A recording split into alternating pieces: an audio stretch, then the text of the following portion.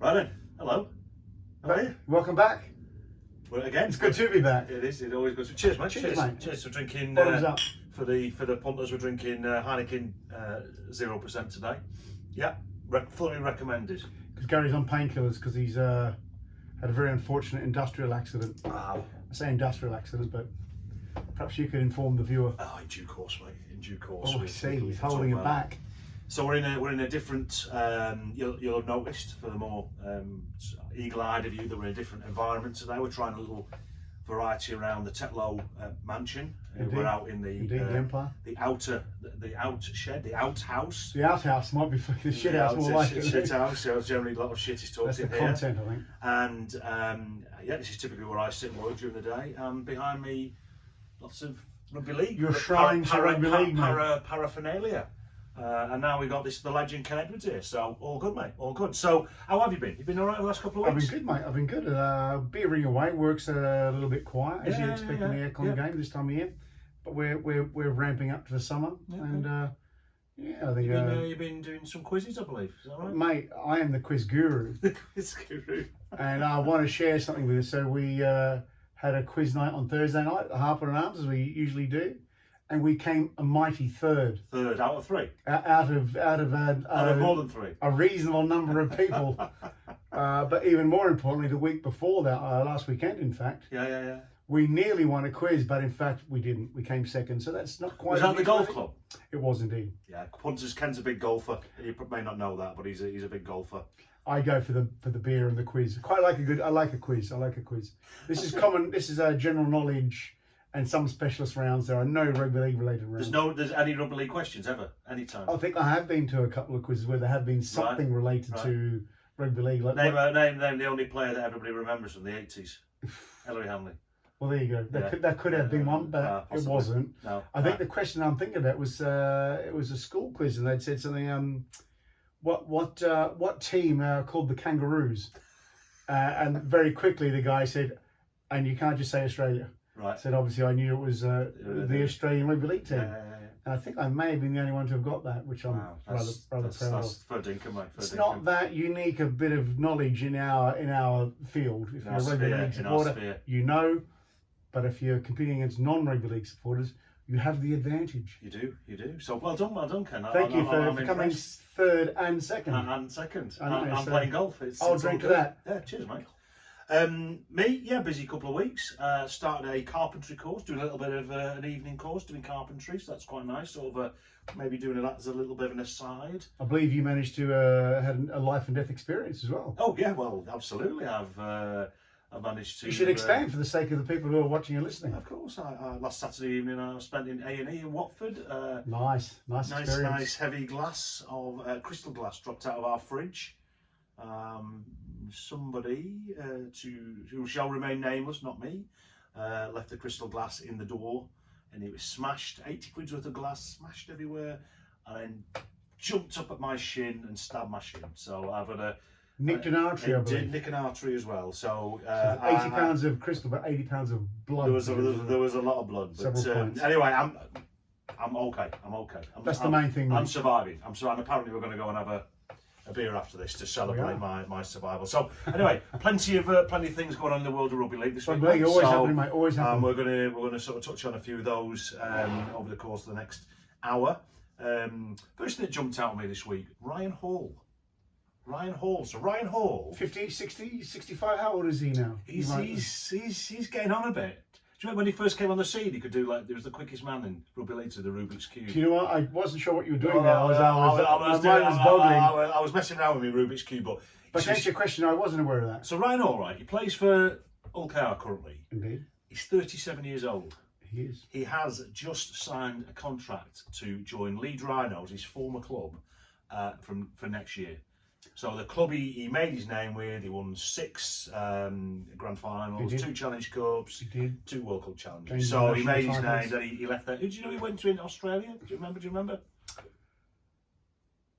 Was it East? Was it Roosters? It was Roosters. Well done, mate. What was wrong with him? So, and the suggestion is he's fine winger in his day, and potentially he's still a fine winger. I would say perhaps at 37, it's not his day at the moment. It's his day, but interestingly, he needs to score 4 more tries to break the Super League try-scoring record of 247 held by Danny Maguire. I think it likely. I would have thought he'd do it this season, to be fair. As I was saying those words, I wrote them down. Thinking, oh, he's only going to achieve that Leeds, but actually, he should really achieve that this year. I would have thought so. Anyway, and then he's going into a commercial role after that. So it got me thinking about two things, right? Firstly, can you remember any other player who's sort of come full circle? He's made his name at a club, then gone elsewhere, and then come back for a last hurrah at that club. And then secondly, like about players, just got me thinking a bit more broader about players who stay in the game. So in some capacity, so he's going into marketing, commercial department, other people do become coaches or whatever that might be. And of course, lots of people drift out of the game for good reasons. Yeah. So just what's your initial thoughts on Ryan Hall? Fantastic footballer. I think his better days are behind him. I can't believe he's pulling a Stanley Jean and still playing at 37, really. Certainly, I would imagine he'd probably admit himself he's not as fast as he was in his younger days, but who is? I think he'll definitely get 4 more tries this year. Yeah. And I just wonder whether maybe the lure of the record might have played on his mind when signing. You know, I really want to get, you know, highest try score of all time as an accolade. Yeah. Maybe he just wants to keep playing. Maybe one of those guys is a rugby league player that's what he knows. Yeah. That's what he's good at. And if it ain't broke, don't fix it. If the body's holding up, I'll stick around. And he's always struck me as being a pretty smart geezer. And obviously he's thought through it. A lot of the guys, you know, a lot of players nowadays do start thinking. It's not like the olden days, is it, where they just thought, oh, I'm just going to leave the game. They now start thinking about education. You have to. What am I going to do beyond my? Because you know, it's a short career at the end of the day. What's he qualified? Is he a physiotherapist, or am I imagining that? Has he got some Rubik's cube? He's a Rubik's cube mechanic. He's a Cubian. He's a Rubik's Cubian. Yeah. No, I don't know. Interesting. I think he's got a degree in something. That's my point. So what's his role going to be at Leeds? He's going to work in the commercial department. He's going to work the abacus. Oh, I see. Yeah. And the Rubik's cube. Yeah. At the same time. Well, you never know. But no, he's probably. I mean, look.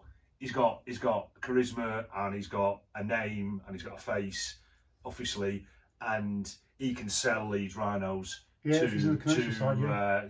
corporates. Yeah, maybe that's his role. No, undoubtedly, rather than, you know, Joe Bloggs turns up and says, would you sponsor Leeds Rhinos? Ryan Hall turns up and says, right, okay, well, this is what we can do for you. You're a bit more. You know, a bit more charisma. A whole bit more street cred, a bit more gravitas. Yeah. So no, it was funny all week, because when I first started thinking about Ryan Hall, then lo and behold, Hull FC tried to sort of pull one over on them, and they've re-signed Tom Briscoe. Oh, I see. So Tom Briscoe, I don't know did he leave? Oh, yeah, I think he went to Leeds, didn't he? He left Hull, made his name at Hull, went to Leeds. Yeah. Most recently, he's been at Lee, and now he's gone back to Hull. The wheel has turned full circle. So weirdly, 2 wingers who made the names at their former clubs have now gone back to those clubs. I think he's not quite as old as Ryan Hall. No. He's still mid-30s. And then to top it all, it's unusual to find guys that can stick it into their mid-30s, really, because it's so brutal on the body. That's right. But wingers, I mean, you know, wingers maybe. I don't know. It's sort of like rugby players, but not quite. Yeah. The demands, it's fair to say, on a winger's body are not the same as you might expect. No, in the middle or whatever. Yeah. No, that's true. But I think and then Gareth Ellis has gone back there in some off-field capacity. Yes. So it's always, and it's not the same. But I was trying to always, as I do, try and have a London Broncos connection somewhere, and I can't think of any immediately. But it doesn't quite work. But you'll forgive the leap I take here. But when Broncos signed Martin Fire, right, and because he never played for Broncos, but of course he's a Londoner, and he'd gone and made his name and done his stuff up north. Yeah. Of course, he did quite some good stuff in Sydney in the time, if you remember. And of course, he finished his heyday, or he finished his playing days, certainly beyond his heyday, at the Broncos. So, whilst it wasn't quite a coming home, it was sort of a homecoming of sorts, because he came back to the neck of the woods where he was born and bred. So, but I can't think of too many actually all. No, if at all. If at all, no, that's the point. Who've turned full circle. It'd be great if you guys could come back to us and say, you should remember such and such and such and such, because we, we're a bit limited on our knowledge of rugby league, but it was very limited, Gary. Peter Deacon's someone who struck me as that he was a fine rugby league family. Made his name at Bradford Bulls, obviously. He did. And then went to the other side and came back. Yeah. Just before his untimely, unfortunate demise, I should say. So he sort of did turn full circle, more as an administrator, or the wheel turned fully back to where he started. I think it was at Warrington. He was at Warrington, yeah. I believe just, so. Just before he passed, I think. So I think he might have gone back to rugby union at some point. But he was a genius, wasn't he? I mean, he was a genius. He set up the Bull Mania or whatever it was, and he was. I bet they wish they'd get him back. They wish they could channel his equivalent energy. Yeah. I think we met him down in. Did he provide us with some jerseys? He did. Our very first Centurions. jerseys. Yeah, that's right. Centurions. Vaux, the ones with Vaux on them. Vaux, yeah, if that's how you pronounce it. Vaux Brewery, and it was the Brewery. We did, if you remember, and some people may have this jersey out there. The 20th anniversary, 20th anniversary. Limited edition celebratory commemorative jersey was based on that what was it, lime green, white, royal blue or something. It was an abomination of a colour scheme. It was an abomination. But we that was our very first set of jerseys that was gifted to us by Peter Deacon, who had a fantastic eye for detail and was a real evangelist for the game, actually. He was. And a lot of other people in his position might not have seen the merit in providing an old set of kit to a fledgling startup company, but it was a club, but it was certainly keenly felt by us at the time. Yeah. It's not cheap. No. Buying a set of jerseys from scratch. Especially when you've got no money in the bank. When you've got no money in the bank and you've got nothing to play with, no sponsorship or anything to speak of. It was quite a timely and well-regarded gift. Well, maybe we'll talk a bit more about Centurions in a little while.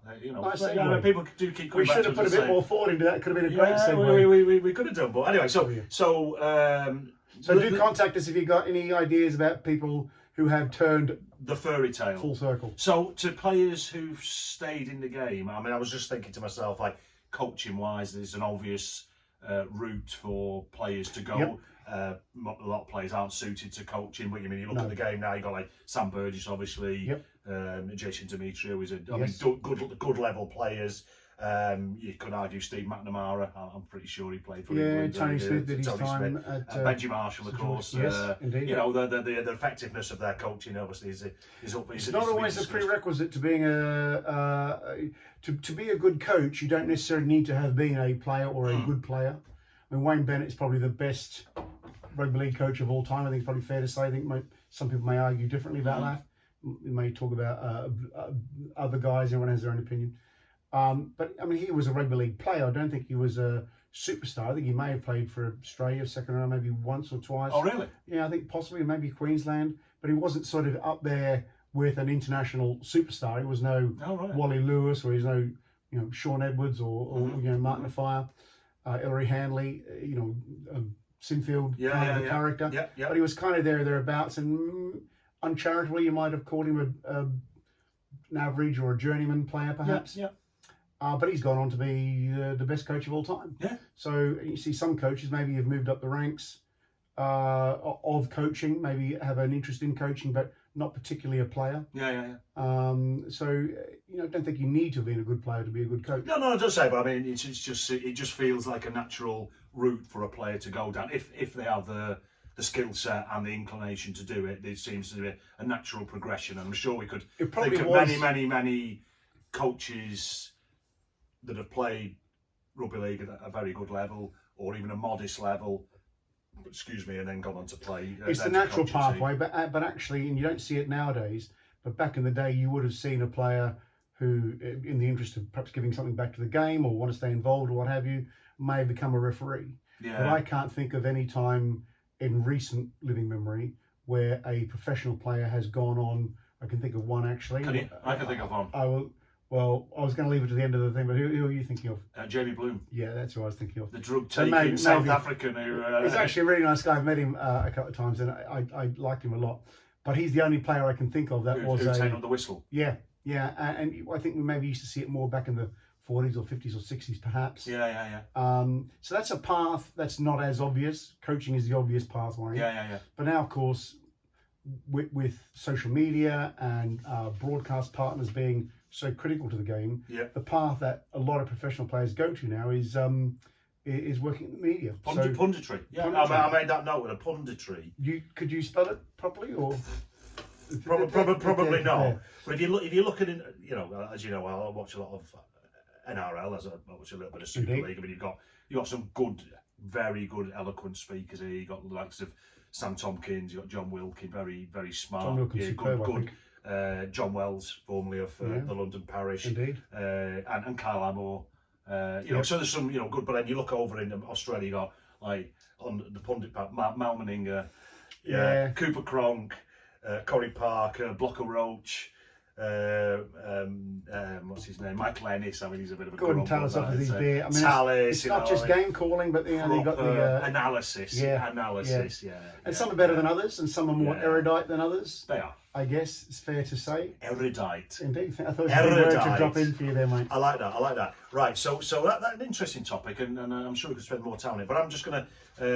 we'll go on to London. But to wrap that up, though, I think going in to work in the commercial sphere of rugby league is not that typical. So you might go coaching, you might go refereeing. We talked a little bit about punditry.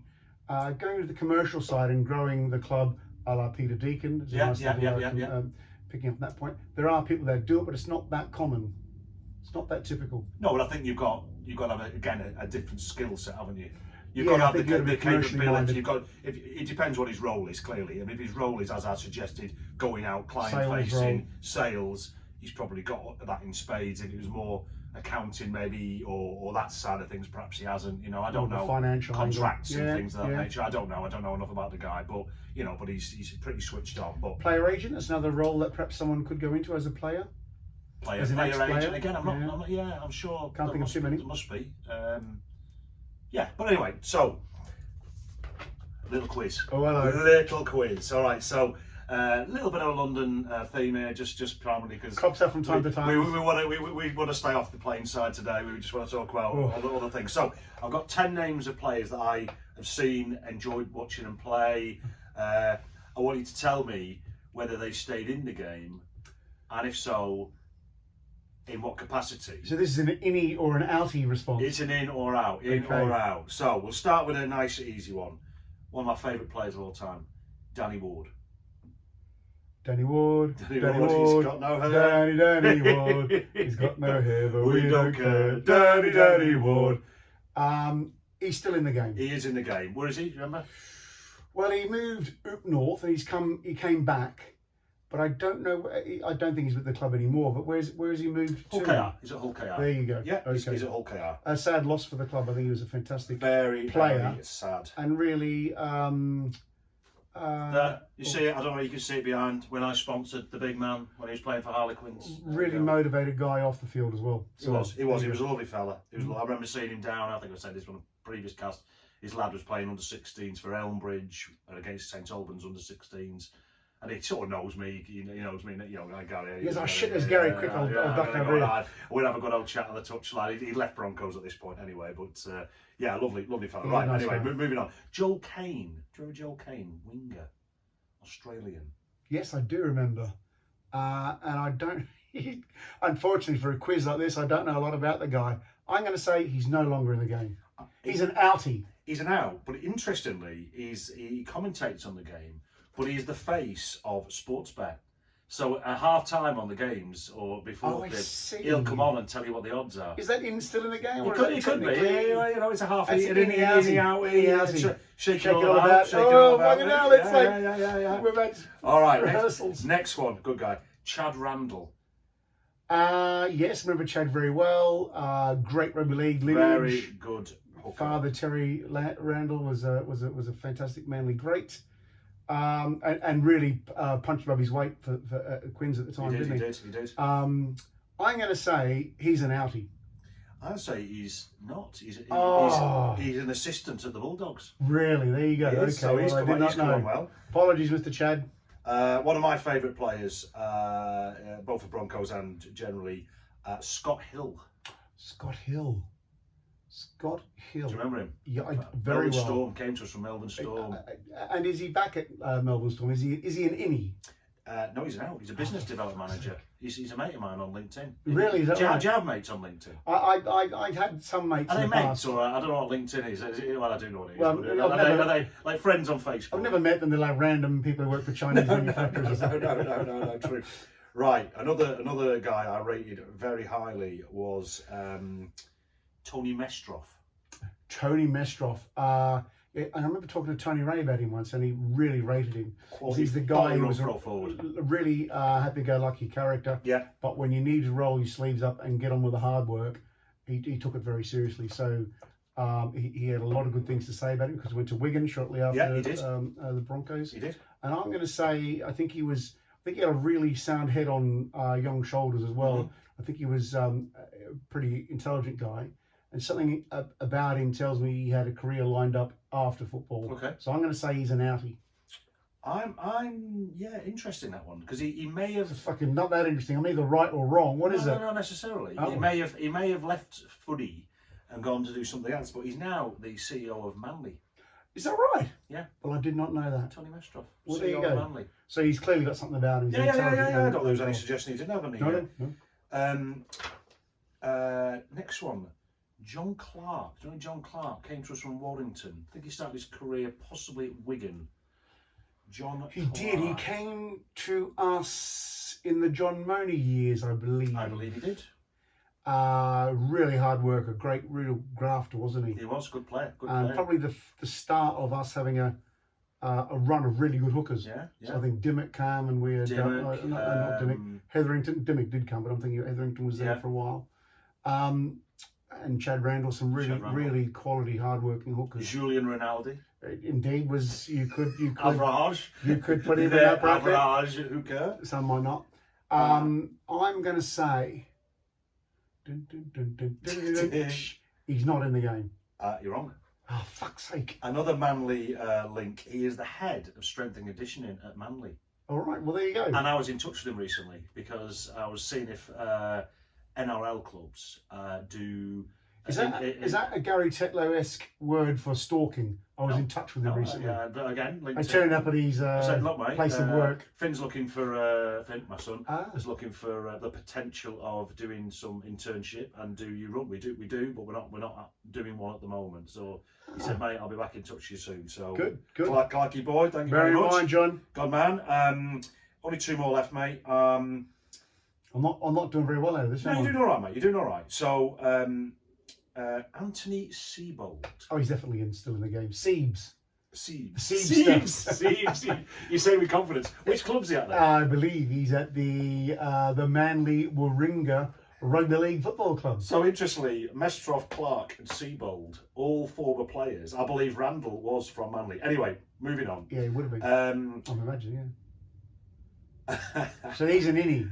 He's an innie. Mark McLinden. We talked about Mark McLinden. I really rated him. I think he was a really nice guy as well. Quality. Really erudite. I just thought that he'd end up in a media role somewhere. Mm-hmm. Really smart footballer and knew a lot about the game. Played at a high standard. Just had media commentator stamped all over him. So I'm going to say, I have no current knowledge about him. But I'm going to say he's an innie. No, he actually left. He set up, he co-founded an organisation called Animal Artes, as in animal-themed Pilates. And then, I'm sorry, I shouldn't laugh. But most recently... Was that a success, that business? Or? I don't know, but I've not seen the accounts. But in 2022, he became notorious because he got arrested at the grand final for pitch invasion with a T-shirt that says "No gas, coal, or oil," or something to that effect. So I see. I did not know that. I'm kind of thinking that maybe he's chosen a slightly different path to what some other people may have chosen. I think so. Post football. I think so.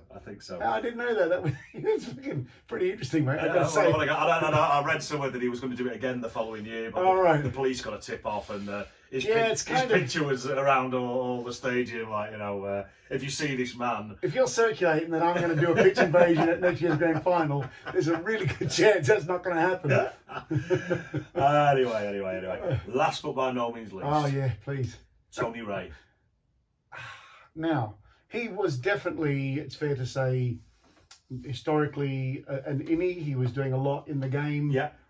Post-playing career for a long period of time. But I think he's out now. I think he's doing motivational speaking, and I think he may contract to various clubs in various sorts of roles. So I'm going to say that's an outie. He's definitely out now. Yeah, I mean he's a co-founder of Talk Capital, so he manages sort of an investment portfolio, which is interesting. So not what I would have expected. No. But he's clearly another really intelligent guy. Yeah. And Well, I mean, if you think about nice it, he was at Broncos 12 years, or Broncos in whatever guise they were, as a player, then as chief executive, CEO. Yeah. So we had the pleasure of, well, he was a mate of ours, but I say mate a bit loosely, but we had the pleasure of his company at Centurions. We did. We have the dubious honour of.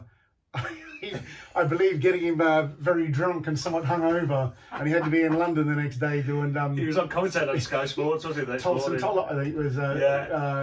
And maybe Steve, were they doing some sort of commentary and covering a game? I think it was probably an Australian game, yeah. And he came in. He was just there to do a Q&A session for all the players, because I think did our seconds win that day? We did. We won the London Bowl, man. So it was a very, very boisterous session. evening, sit-down meal, lots to drink. Sniffer, as his nickname is. They were all calling him Sniffer. Yeah, Sniffer. Sniffer. Connor could hear. Yeah, he was giving. Yeah, it was a good day. So actually, funny enough, some of the punters have contacted us offline and asked us about what the Centurions, now it all started. I mean, do you remember? I remember exactly how it started. So we were both. Did it start with a kiss? It started with it. No, it did not start with a kiss. I can put those rumours to rest.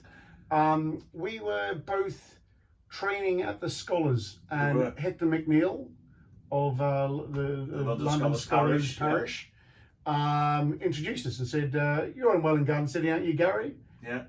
St Albans, but close enough. Yeah. I said, "You guys are pretty close. Why don't you have a chat about starting a club up?" And we sort of looked at each other and went, "Well, sounds like a reasonable suggestion." Yeah. I hadn't considered it, mate, prior to that conversation, I have to say. And but he put two and two together in the same area. Get something sorted out there, because it was a ball ache travelling to Hackney, mate, honestly, as it was at the time. Do you remember? Yeah. Jesus. And so that wasn't a great experience. The North London traffic twice a week for training, and I get the rest of it came from there. So we met up somewhere. Did I meet you though? Weren't you in hospital? Didn't you get injured in a game? Yeah, it took me once to hospital. I thought I'd broken my leg, but it was a. It was a much ado about nothing. It was a bit of a bruise actually, but it was a really painful hematoma underneath the shin, and it sort of worked me up a little bit. That was not a very pleasant injury, but a very quickly recovered from injury. Yeah. And yet you took us to, was it Homerton in Hackney? The Homerton? What are you talking was it the Homerton Hospital? Oh, I don't know. And might have picked me up from there and brought us back because I couldn't drive. But then it kind of started from there. Actually. Yeah, it did. We had to put it was a fair amount of effort. I think because we had both had a passion for the game and a desire to get the game set up in our youthfulness and critically and time on our hands. Time and no families. Yeah, exactly. And there were good days. There we started good times, really good from times. nothing. Do you remember the first game? I do remember the first game. It was on the back of I think an article, a piece in the local press looking for potential players. Yeah. And we didn't really know how many people were going to turn up. That's right. So we hadn't run any training sessions prior to that. Yes. And I think there was you, me, Nick Munyon, I think Simon Lascelles was there. Yeah, if you're watching, guys. Yeah. And maybe one or two others. I think there was 7. Because we played a Hemel development team, side, and then to refer to Hemel, they loaned us like this orange kit. They were very good friends in the Centurions in the early days. They were. So our big first shout game out to was Bob Brown, who Bob facilitated that. He's the man. So that was the first game when we went. Second game was Bedford University, which is a match shall go down in infamy in my mind. Anyway, I don't know if you remember. We weren't gifted with forwards or indeed backs We've had or to- halves. with We weren't anybody. gifted with any particular player. And at one point, I think I'd started at prop and cycled through the different positions in the scrum. And we'd had a bunch of players, and we'd found one of the players who decided to come and play for us was a student at Hertfordshire University in Hatfield. Yeah. And we were scrabbling for players horrifically. And it said to this guy, do you know anyone at uni that you can bring with you? Yep. Doesn't matter if they haven't played before, we'll make it up as we go. And he did, to be fair. He brought about 4 or 5 lads along. We had almost the makings of a team. Not quite. I think we weren't quite fully strength. And I remember one occasion, it was when I say it was mixed, it was actually probably Less than shit. mixed. Yeah. It was somewhere south of mixed. It was less. Substantially less than average in terms of our performance. I remember one time you were playing standoff and I was playing halfback. And that's how desperate we were, because I think it's fair to say that they're not our natural positions. Not our natural habitat. Not our natural habitat. And back in those days when scrums were a little bit more seriously taken, and we had to pack down about 2 or 3 times. And each time we came up and the referee said, "No, the ball's coming, you've got to start again," I'd look over at you and say, "Get that back line deeper." You swore at me. I believe I may have used the naughty word in my request. And every time I'd look up, the back line was still flat. We had the ball, obviously. To get that blinking back line a bit deeper then. And I think the third time of asking, you looked at me like you were shell-shocked. And I'd sort of said, "Well, what's wrong?" None of them speak English. So there was a Mexican, there was a German, and there was an Italian. I think they did speak some English, to be fair, but certainly not a rugby league not Mexican. in the context of get some depth, boys. Come on, not quite. And then I think that was when it really hit me how difficult it was going to be starting the club. And to be fair, though, I think we only went up from there. That's where we met Stephen Kenworthy, the third leg. And I think Geraint Edwards may have pulled on a jersey for us, or maybe against us at that point. Maybe against us. It was De Montfort University. I think he may have played for us against De Montfort University in Bedford. We may have borrowed a smattering of Hemel players, who again were very supportive of our growth. They were. And I don't remember the third game that we played, but I think it was. No, but I'm sure. Equally poor. I'm sure we could find some amusing stories, anecdotes. We could. We can share with the guys over the next few. The podcasts. Bedford game, I think, was a better performance than the Hemel game. Your memory is better than mine. We are going back to 95, 6 season. 95. Yeah, That's a long time ago. It was a long time ago. Yeah. And it's fair to say I don't think we recorded a win for a large number of games in our early years. I think the first game we won was at Huntingdon. Huntingdon sticks in my mind. Bombers. Huntingdon Bombers. Yeah, and that was back still in the winter days, if you remember. It was. And I got to say, winter. If there's people out there still thinking about or talking about going to winter, we mentioned that could be what happens if the NRL take over the Super League. I think at professional level, that's probably fine with the pitches they've got. But holy Jesus, playing on waterlogged pitches in the cold and the wet and the wind, it was not a pleasant experience. And I think it was those sorts of conditions that we played in against Huntingdon when we won. I think so. Yeah, I think we had Mark Harrison playing for us at the time. Peter Clear. Stephen Kenworthy. Stephen. Yeah, we had yes, we did. We had a bunch of players who had Christopher Bates, I think. I think Mr. Bates may have been with us. Mr. Master, yeah. Mr. Master. We were starting to get a semblance of a team and some shape together. And we only went. Do you remember the time you had to turn out for the University of Hertfordshire against Birmingham University? I do vaguely, and I remember going down to a nines tournament because we did some coaching for them for a year with mixed results. But good young lads, and can't remember the guy who was the contact there. Anyway, I'm sure we'll remember him. Anyway, enough of this. Let's move on. Mr. Barnett and no, they were at Luton University. Neil Barnett was Hatfield, as was Steve Toon. Two ex-players. Okay. Well, let's peruse that. Let's something close to your heart. As much as Centurions are referees, refereeing and referees. Indeed. And this week, Liam Moore has come out and said about the amount of abuse him and his colleagues receive. I don't think there's anything new about referees being abused, but obviously since the advent of social media, that vitriol can be shared. And it's not just at the game. Yeah. It's not like it's not like you're hundreds of yobs shouting the referee's a W or who's the B and the black, whatever. Now it's The B now, and the black, it'll catch on, the guys. B and the black, mate. That's now you've quite an got insult. really, and it just makes you think to yourself about why would anybody want to referee? Certainly, in fact, It's at, good fun. at any level. I mean, we both refereed, obviously. Yeah, you it's know, good fun. obviously. I would still even now recommend people to do it. I don't think we get the same level of abuse that they do in, say, soccer. Mm-hmm. But it's a lot of it comes from social media. You know, it combines the height of technology and development with the worst parts of humanity. Yeah. So it might have been traditionally that the referee copped a mouthful during the game, but then very often it was quite a lot of mutual respect between referees and players, and spectators and referees afterwards. I don't know if that's the case now. I think it's heading down the soccer. I think it's a society thing. Yeah. I don't think we have the respect that we used to historically for institutions and authority and authority figures. And some people might say that's a good thing, that we're less trusting. But I think when it comes to abuse of people you don't even know, who are doing their job, and unarguably, I don't care what any cretin thinks, they are better at it and far more often in the right compared to the average punter who's watching the game, who tend to be obviously biased, thick, illiterate, moronic, invariably. If you can disagree with someone and critique them and do it in a reasonable fashion, game on, fair enough. Yeah. But when you're just shouting and ranting at the moon because you don't like what the decision was, well, tough. Yeah. Because invariably, the guy or indeed the lady nowadays who's making that decision is in a far better spot than you. They're far fitter than you. They have a far greater knowledge of the game and the laws know the than laws you. of They know it's not just about what the law says. And I don't care what the guy on Facebook thinks was a law that when he played 30 years ago. Yeah. Things have moved on. Interpretations change, and sometimes you have rules or laws which may be in conflict with each other. Sometimes it's a matter of recognizing something has happened, but you play advantage. Yeah.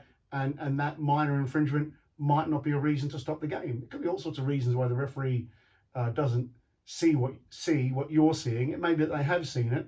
They don't agree with you, or there's something else which he plays advantage on, and he allows the game to carry on, or he could take care of that infringement by having a running word with the player. Yeah. As play unfolds, he might not need to penalise them. We all want to see a free-flowing game, but when a referee maybe doesn't penalise something for a minor infringement, I think a lot of people might want to criticise him. Oh, that player, 20 metres out to the left-hand side was offside. This is the problem. Well, don't penalise him because he's not involved. The keyboard warriors love to compare incidents, don't they? And say, well, that happened to this player from my club, and yet that happened to the player from that club, and that referee's biased, and I mean, let's be honest, and you know this as well as I've not, in my time, I've had run-ins with officialdom. Watch this and listen to this. Not at least, twice I've been sent off and I wasn't even on the field.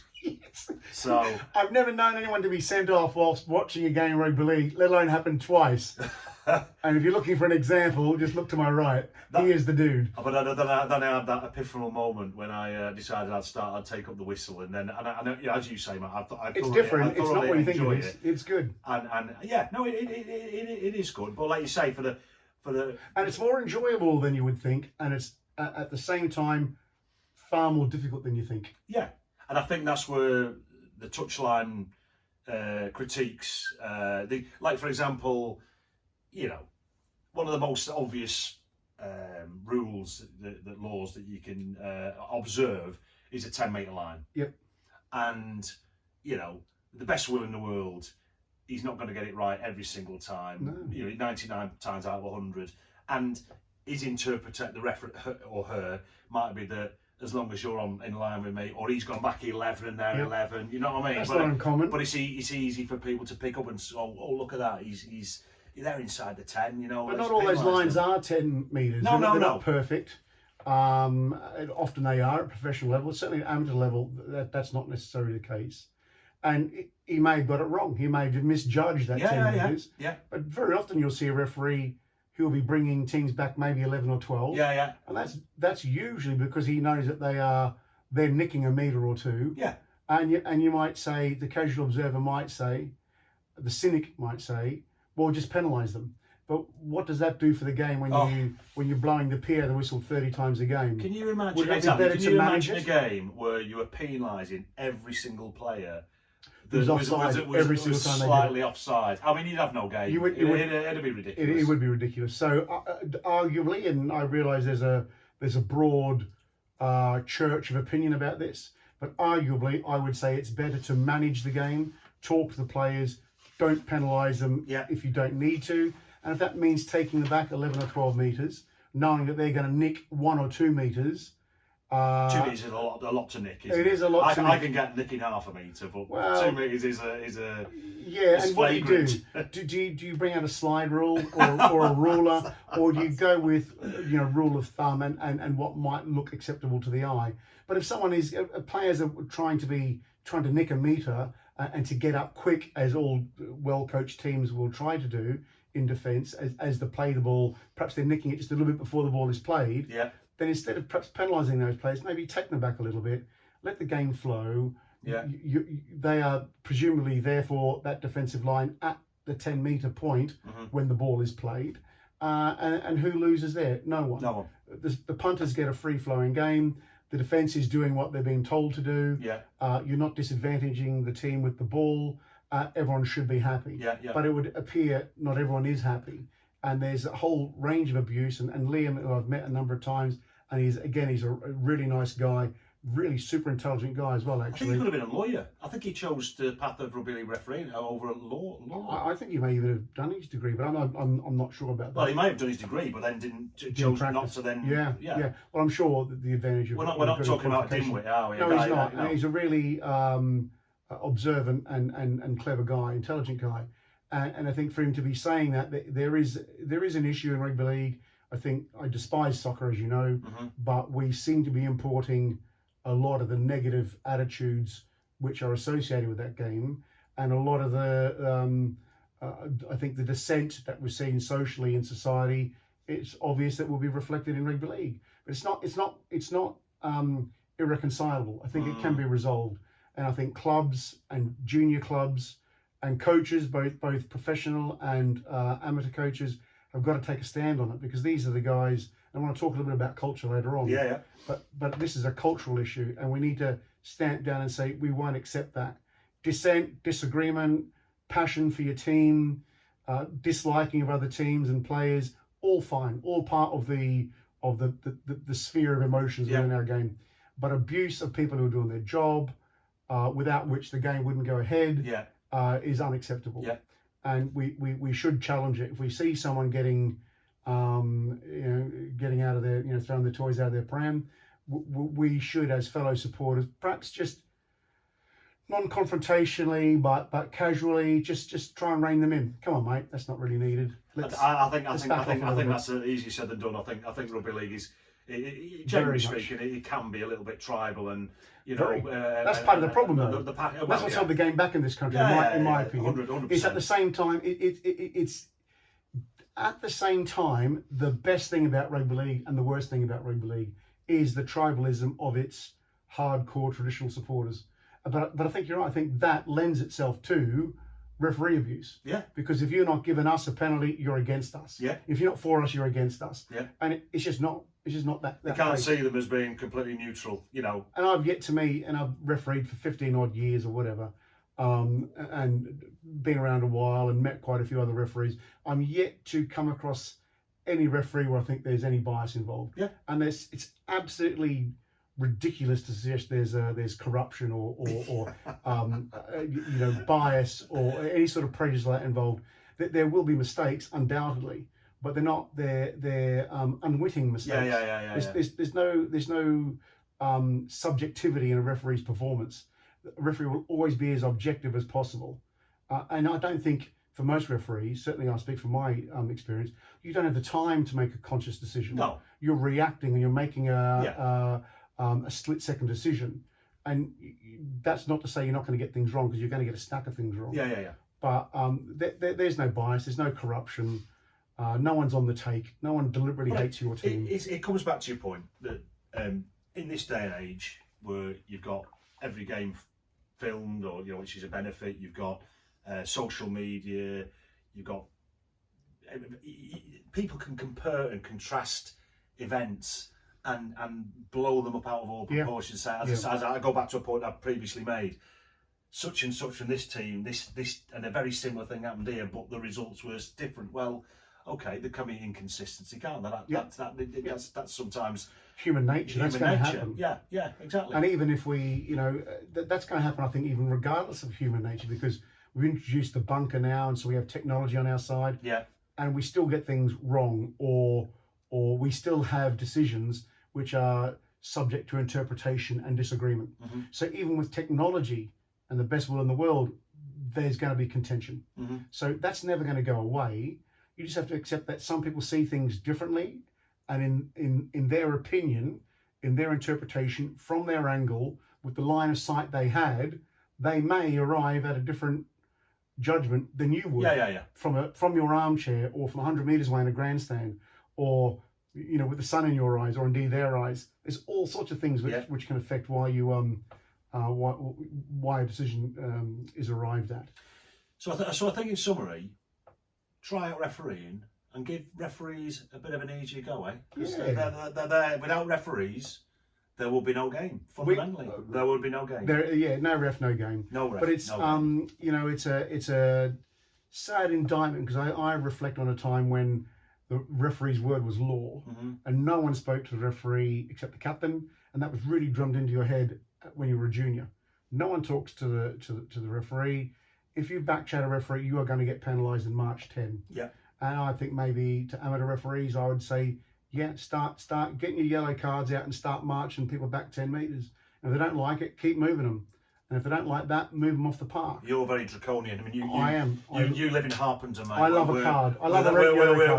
We're rather extreme. Anyway, moving on. Very interesting that about referees. So there you go, mate. Another thing that caught my eye this week was, and it's been rumbling around in the NRL for a little while now, but there's a play for the background. There's a player in Australia who's played for the Bulldogs called Joseph Topine. Okay, so he's a 22-year-old lad. Basically, and you're right, we're going to start talking about culture. So Cameron Ciraldo's gone in there. He's trying to establish a culture, a positive culture, change of direction for the club. And obviously one of the fundamentals is like getting to training on time. Punctuality and respect for your teammates. So this player evidently turned up for training late, and as a result, he was forced to wrestle 30 to 35 players at the same time, or well, it reads here.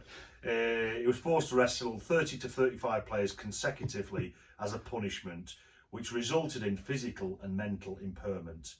The alleged incident took place during a training session where he was singled out and subjected to additional wrestling beyond the scheduled training session. Session is described as a deprivation of liberty. And Topine claims it has had an ongoing impact on his ability to play the game. Or fuck me. I tell you what has got an ongoing impact on his ability to play rugby league is him taking this step. Because what that says to any future employer is that perhaps he's not a team player. Yeah. Perhaps he is a little soft. Perhaps he doesn't have the discipline required that a top level coach and club would require him to have. Yeah. Perhaps he doesn't have the inclination towards teamwork that you might want one of your players to have. And that said, I mean, this is a very different world that we're in now, and we're a lot more alert and aware to bullying. Yeah. And I don't think most right-thinking people would support any bullying. Yeah. And of course, none of us were there, so we don't know. But it doesn't sound to me like that necessarily is bullying.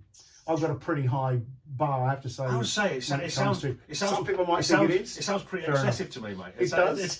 But I remember back in the day, in the early days of the Broncos, it is about setting up a culture and trying to create change in some individuals. Some individuals you'll never change. You need to move them on, and they can be happier somewhere else.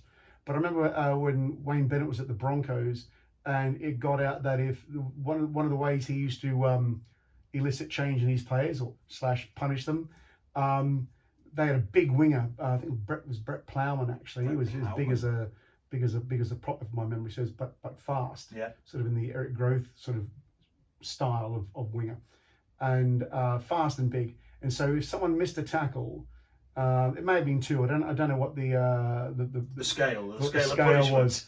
And Brett Plowman had to run at them 3 or 5 times or whatever it was after training. And these guys who were unfortunate enough to miss a tackle in a game had to line up this big, fast beast of a player. And I believe everyone watched them, and there was much ribbing and joviality going on. I don't think anyone spat their dummy over that. And, but is that the same? It's possibly not. It's seeing someone who's failed to make a tackle or 2 tackles, where it was, and that's been highlighted through punishment. So Jackson Topine has been late. Weirdly, he claimed he thought he was early. He thought he thought he was actually early for training rather empty than late. Beer, which Gary hasn't replaced. I just replenished. But don't worry, we've only got 10 minutes to go. So fine, mate. So I mean, I think again to my point, I think it's quite excessive. It is excessive. How 35 to 40 players. That seems, I think, physically very demanding, shall we say? And may have overstepped the mark. I think coach is within his rights to discipline people who have transgressed according to what his standards are. I think it's about, if you're trying to change culture, and we're going to talk about that a little bit in a minute. He's clearly been one of 3 examples I can think of where they've come into a failing environment and are trying to stamp their authority and their culture on a group of players which maybe have been underperforming. And maybe he's identified people and their reasons why those people are not performing. Yeah. And maybe this is his way of either changing their behaviour or finding a way to move them on. Okay, so that's all agreed. So, but 35 to 40 players, with your coaching head, does seem excessive. Right, what alternative methods could you think of to punish someone about punctuality? Is a good example. It's fundamental, isn't it? Turning up to training on time, being ready to start training. Bang! If you were running a pub team, you could probably handle somebody sort of popping around 20 minutes out, but not in a professional environment. It's a respectful thing as well. He's got to realise that has an impact on his teammates potentially. But a modern rugby league club has got a lot of obligations to their sponsors, to their supporters, their media partners, and everyone has to pull their weight and play their part. And part of playing your part is being punctual. And being as well prepared for a game as you can. And that means training hard, and it means doing all that sort of stuff. And his coach on this occasion thought he hasn't played his part and wants to punish him. And I think we have to sort of probably accept that that's a coach's right to do that. No, I'm not disputing that, but what in your mind's eye, what other alternative punishments or approaches could he take? I mean, is it necessary to put him through that demanding physical exercise? Probably not. I mean, this might sound hypocritical and contradictory, because what you want to do is you want to create some change in that player. Does punishment change behaviour? I'm not sure it does. We talk about occasions in the past where we can all think of coaches in yesteryear who'd come in at half time and throw 1,000 F-bombs and abuse players, and you're rubbish and you've missed a tackle and you've not done this and you've not done that. I don't think players react to that. If you want them to do something different, you have to tell them what it is they need to do. So you need to make it, I think, a positive thing and not a negative thing. So you've done something wrong, give me 100 push-ups, or wrestle these 35 players. What does that tell the player? What does he need to change? It might be very obvious in this particular case where, well, don't be late next time. But if we expand that a little bit, and if coach wants to introduce or to bring about change with players, then he's got to tell them what it is he wants and give them the pathway to get there. Exactly what that means in this particular occasion, I don't know. None of us were there. We'd never seen it.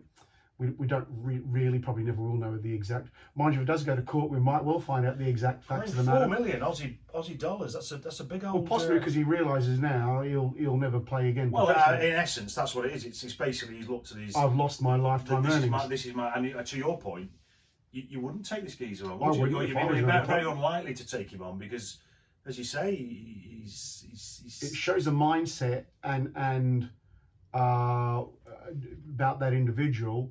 and is that a mindset you'd want within your group of other players? And they may well be finding now that there's the reason why the Bulldogs have had a poor culture in the past, and I think it's been recognised. Didn't they have someone who complained about the training pre-season? This was it. No, this was it. Well, I think there was someone else, and I think this might have been the year before. I think a number of players complained to Sir Aldo about training in conjunction with this incident. I think there's been a number. This is not new news. No, the fact that he's now filed this £4 million is news. Is news. Yeah. And I think one of the other players, is it Fatala Mariner? I'm sure he's been offloaded. He was one of the ones who wouldn't go to Parramatta. There was someone who he may well have done, or he might have been gone to a dog club like St George or something like that. I don't know, but to put to culture. So you interestingly, at the start of the season, we all had our chance to sort of shout out about where we think teams would come on the ladder, and generally speaking, our pundits, wide and varied pundits, sort of had St George and Tigers bottom or second fighting for the wooden spoon. Cultural changes required at both clubs historically. Underperformers in the extreme, and it was put down to culture. So they bring in Shane Flanagan, the Dragons, Benji Marshall, obviously a superb player in his time at West Tigers. So what's your view now? I mean, obviously, I don't like to say this, but you pumped my boys last weekend. Can you rephrase that? Beat the Warriors. Yeah. Actually put them to the sword, which was embarrassing. Quite well. It wasn't all right. Let's move on. I don't want to say it's a flogging, mate, or a thrashing. No. We're on a bit of a bad run at the moment. We got beaten by Gold Coast. We were winless. Warriors got a great squad, and that they'll do well. But we've seen sometimes having a great squad isn't a guarantee. We look at Souths. Didn't make the finals last year. Clearly got a lot of very good footballers in that group. Yeah. Aren't going that well this year. I wonder whether that might be a culture issue. Yeah. But we looked at, and you could maybe put the Titans in that as well. Have perhaps underperformed, and Des Hasler's doing his thing there. But we were saying about St George, Wests, and maybe you could put Canterbury there as well. So I thought at the start of the year, and I sort of started thinking about it. Everyone was tipping the Tigers and the Dragons for the wooden spoon. And I thought, I don't know. Two coaches have been brought in to change. I think the club's identified what there's something going wrong. They've brought in people which they think can identify what that is and put that right. And you can say the same with the Bulldogs in that regard as well. Yeah, certainly. And I was really interested at the start of the season to see would they be successful. And you don't win a premiership in April, but it's probably fair to say that Wests and St George have both had a better start to the season than a lot of people would have thought. I agree. And points for and against aren't great, which probably tells you their defence isn't great, obviously. I think the two have copped a bit of a flogging in the last couple of days. They have copped. They've been on the wrong end of an unfortunate scoreline, which means that those teams will probably never be a serious contender. But we're now talking about not being a serious contender compared to a conversation 2 months ago, which was who's going to have the wooden spoon. Yeah. So that stepped up a little bit in terms of positioning and quality, that location on the ladder. But you can't say now what at the end of April where they're going to end up at the end of the season. It's too early. But you're starting to see a trend that I think both 4 from 8 at the moment, in keeping with some other clubs who are probably more highly regarded at the start of the season. Are also 4 from 8. There's a bit of congestion in the middle, Warriors, as you'd expect. 3 and a draw. Indeed. So it's too early to say, but I think it's probably fair to say, you can say now, with a little bit of a trend developing, I think there has been a culture change with both clubs. Yeah. They may not, who knows, they may not win a game now for the rest of the season. Yeah, but they've shown that they can win. But they can win, and there is, I think, certainly with St George, which I follow a little more closely than the Tigers, I think there is some foundation starting to be laid. Yeah. Really disappointing that Zach Lomax has gone, because he's leading the Dally M at the moment, and he's a very good footballer. But certainly down that Wollongong area, there's a massive junior nursery of development players, a pathway where those players can come through. So who knows, in the next year or two there might be some equally good footballers coming up. And St George are a big club. I'm sure they'll turn it around. and West as well. You know, they've got a massive junior development sort of, nursery out there in the Macarthur region. I think they'll do well as well. But it does talk a little bit about how tight the NRL is. I think it is really tight. Everyone has their moments. Yeah, they do. They do. Souths have struggled a bit, but they'll come good. I think they'll come good relatively. I don't think they're going to carry on the trajectory. Interestingly, I read overnight, or this morning rather, that I think Souths are looking to sign Lewis Dodd from St Helens. Is that right? I mean, not a player I rate at all, but I mean, I don't know about you. I was just going to move on the commentary about culture. Yeah. And talk about Culture Souths. Club. Culture Club, indeed, that great 80s icon. I think that there's a problem at the Rabbitohs, and I don't know if it's culture. Is it a culture Sam based? Burgess effectively alluded to.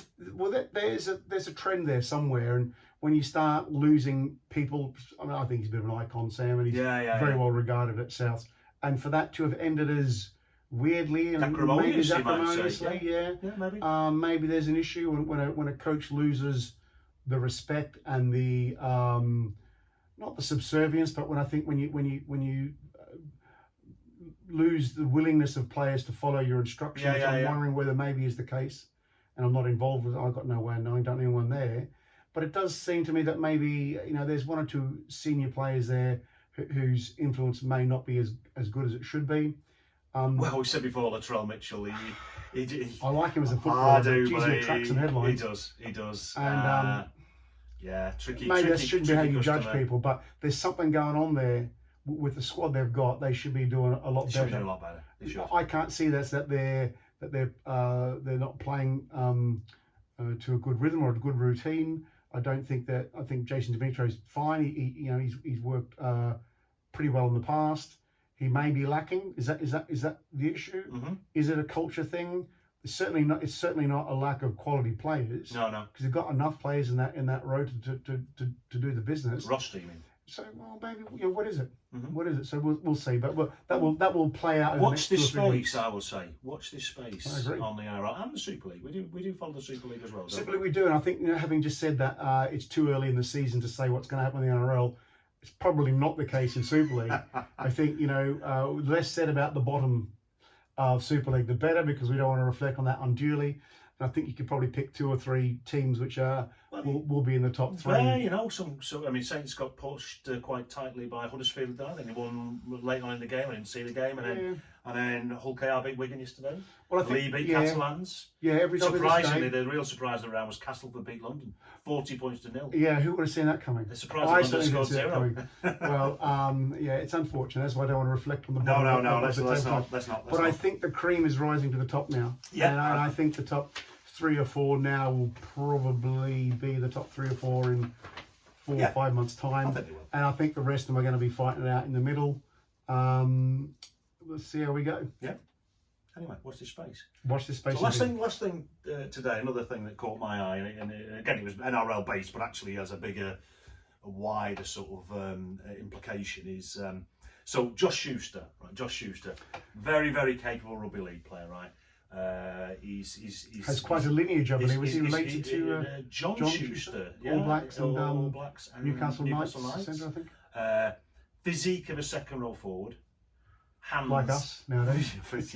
Hands of a quality outside half, right? So he's really good player. They play him, or have historically played him. So much so they thought he's only 22. So much so his contract hadn't ended, and they extended his contract by 3 years. All right, 800,000 Aussie dollars per annum. Vote of confidence. He'd always had a problem with his weight and his attitude. Come on, mate. Let's not be judgmental. No. I know that could.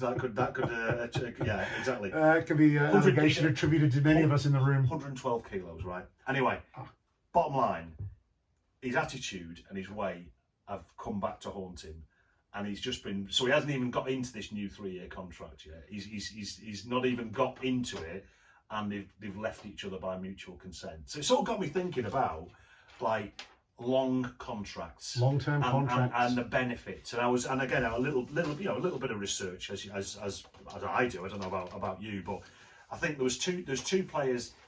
I mean, the long contracts in Australia started probably with Dally Cherry Evans. He signed an 8-year contract Yeah. back in the day, right? Yeah. And then soon followed by Jason Taumalolo, who went on a 10-year contract. Yeah.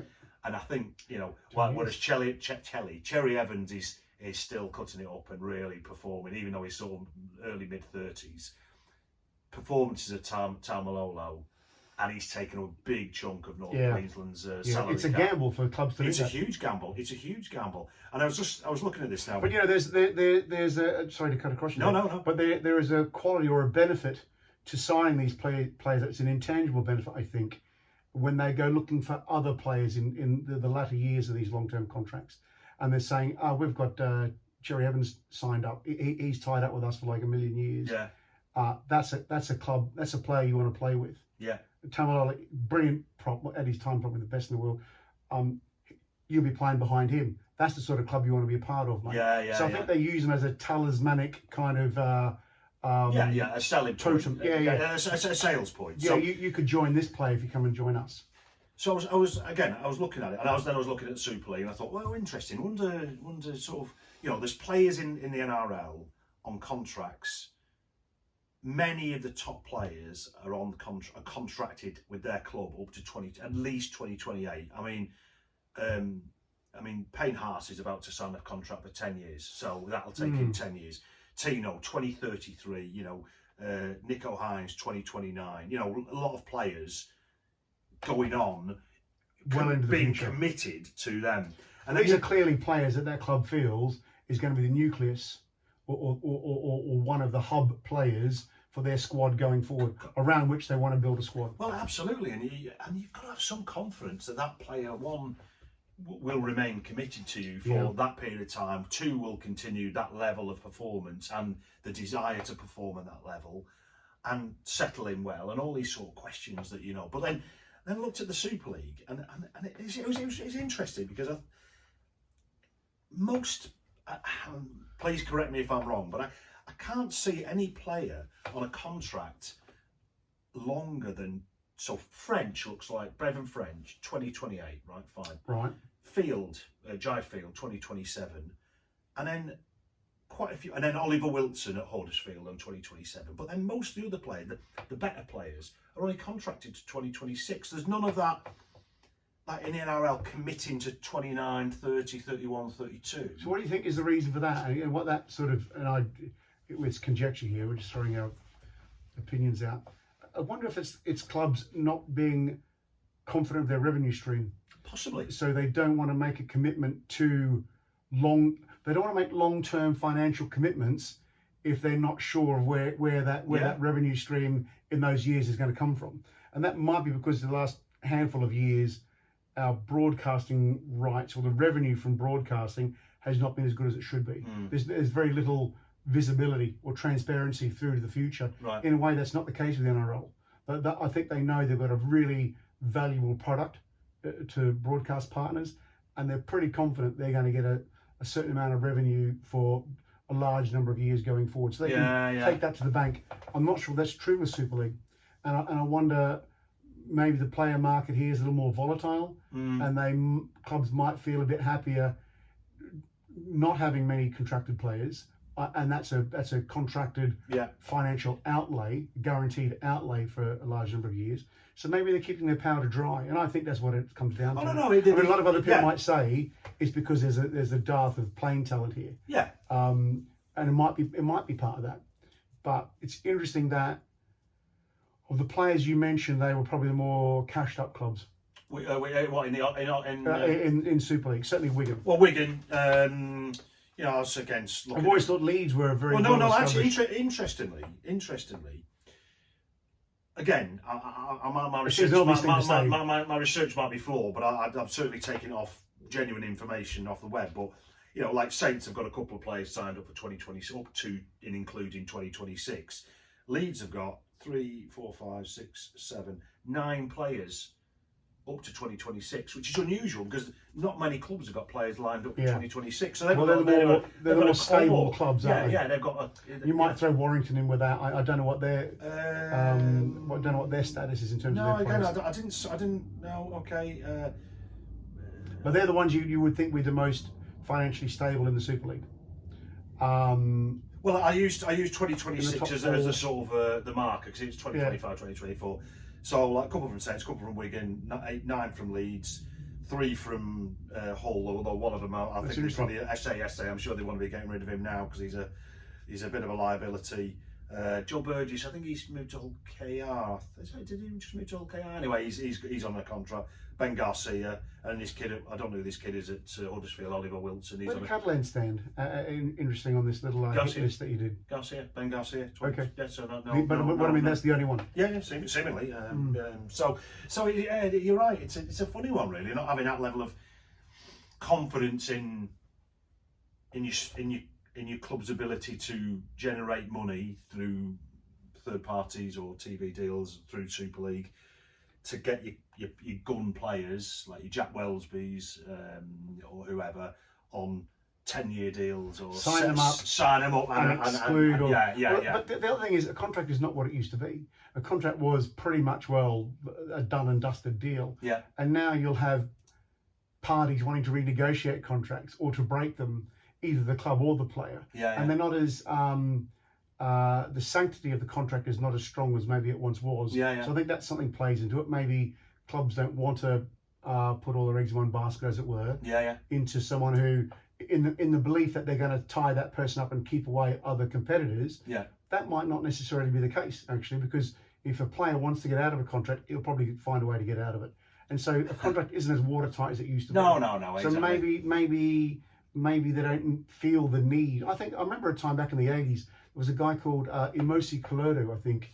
And I think he played for Widnes, didn't he? I think so. He was signed from Rugby Union in Australia. He played in Darwin, where I grew up, for a rugby union club called RSL, I think. And it might be a year or so after that he was signed to go and play over here on a 10-year contract. And I think a lot of clubs, and that was a bit of a punt on their behalf. Yeah. And this guy was a bit of a beast at the time. Yeah. But a real massively a punt to play rugby league, as far as I'm aware, he hadn't played prior to that. But I think there was a sense that if you sign someone to a long-term contract and they then wanted to better themselves and get a bigger pay packet with another club, if that initial club had a long-term contract with them and they had the registration for that player, there could be a bit of income coming from the sale of that player to the new interested club. Yeah. So maybe I'm not aware that clubs can still register players and sell that registration to other clubs in the way that they used to be able to. Okay. So that was a commodity. Like a transfer fee. Talking. Right. Yeah. Okay. I haven't heard about a transfer fee happening for a while. Have you? Yeah, I think there are transfer fees. Well, I just thought that contracts were so much easier to break now. Players could go claiming compassionate grounds. Well, we need to go exactly. And so, but maybe a contract isn't what it used to be. The player managers now aren't stupid, are they? And some when Tino Louis was signed for Titans rather, didn't say his name right. You know, I'm sure he did a 10-year, but there was some break clauses in there.